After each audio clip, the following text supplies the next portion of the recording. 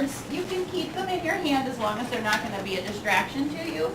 But if you think you're going to play with them, you can lay them on your desk and then make those posters. Do you know what that is? Have you made those before in the library? I am Michael Shea, and I'm presenting some information about Japan.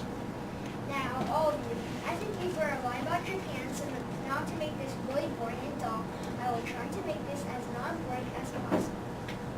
So let's start out with the question. Have you ever been to Japan? Please raise the signs that say yes or no. Okay, today I'm going to teach you more about Japan. Four main categories are geography, schools, food, and sports.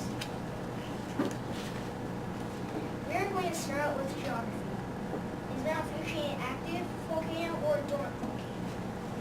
If you think it's an active volcano, hold up yes. If not, hold up. If you held up yes, you are correct.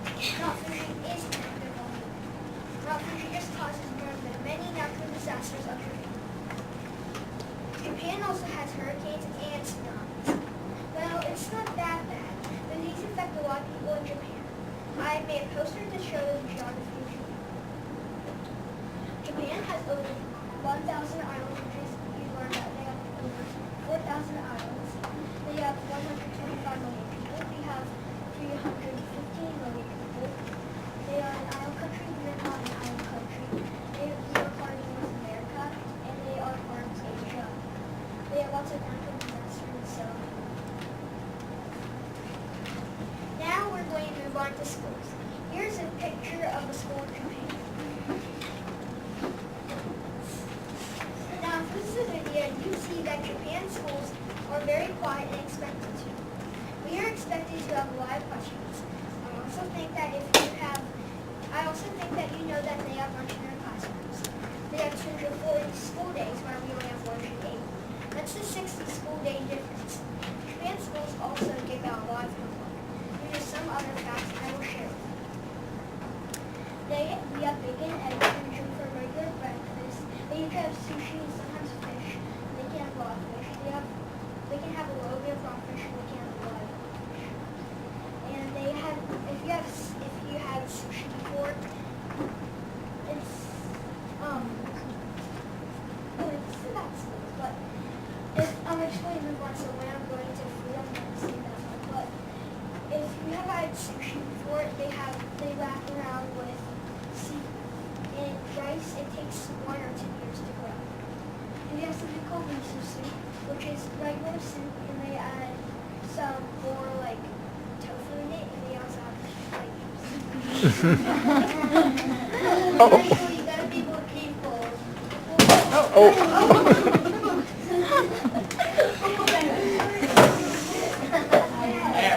let's go on to food. If you've eaten sushi before, that's the outline of what Japanese foods are like. They have lots and lots of rice. They usually have fish, vegetables, and rice because they have rice almost every single dish. They have raw fish, but their utensils are the things that make them different. Instead, they use chopsticks, or sometimes spoons. We usually only eat fast foods. Here are more facts. As I already did that, so we're going to move on to schools. They have 180 school days, we have 240 school days. They ask questions very often, and we rarely ask any questions. They have fire drills. We have fire drills, and they have flood drills. And we both have severe weather drills. And they also have earthquake drills, since they both have earthquakes and floods. Now, the last category that we are going to do is sports. Do you like baseball? Please raise the signs that say yes or no.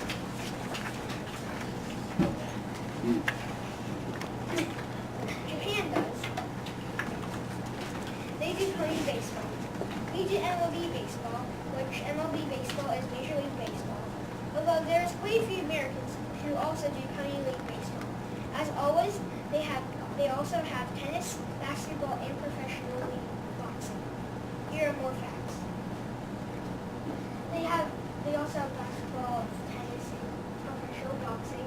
They have something called kendo, which they also use metal fencing. If you know what fencing is, they use those metal swords. For kendo, it's the same exact thing as fencing, but they use bamboo wooden swords. There's something called sumo wrestling. I think we all know that. They're two really big men, and they try to push each other down. And if you know baseball, I think a lot of you also play Little League baseball. So you don't have to just wait until you're 13 years old and then you just go to play league baseball. Or else when you started, it would be very good. So as you can see, Japan and America have many differences, and they'll also have likes. I hope you enjoyed my presentation. I hope you learned a lot. Do you have any questions?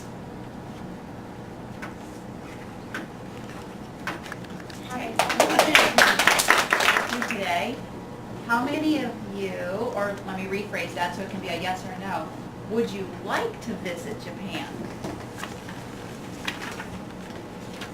And now I think we have a pretty strong showing for yes. So I think that shows us that if you learned a little bit about another country, it might be kind of fun someday to actually go there. So.